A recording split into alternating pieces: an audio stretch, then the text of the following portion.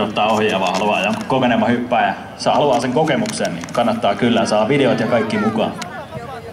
Ja sieltä tulee meillä ensimmäisenä sinivalkoisella varjolla Simo Leminen. Seuraavana meillä on tämä hieman värikkäämpi varjo on Pauli Sillanpää ja ylhäällä tuollaisella sinisellä tummansininen, vaaleansininen, valkoinen värityksellä on Ville Railo. Kaikki kerromme hyppymestareita. Seuraavana tosiaan sitten saadaan Pauli Sillanpää laskuun tähän näin. Ja viimeisenä tietenkin Ville Railo.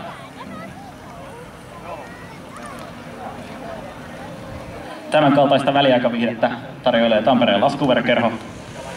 Tätä lisää koko ensi viikko, tulkaa ihmeessä. Ilmoittautukaa kurssille, lähtekää mukaan toimintaan. Erittäin hienoa.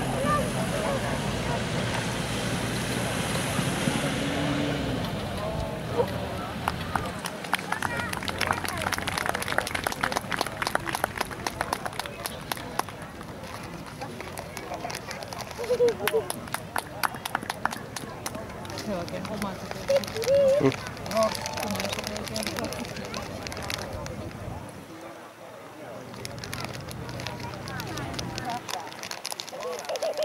Kerkisitkö mä tulla?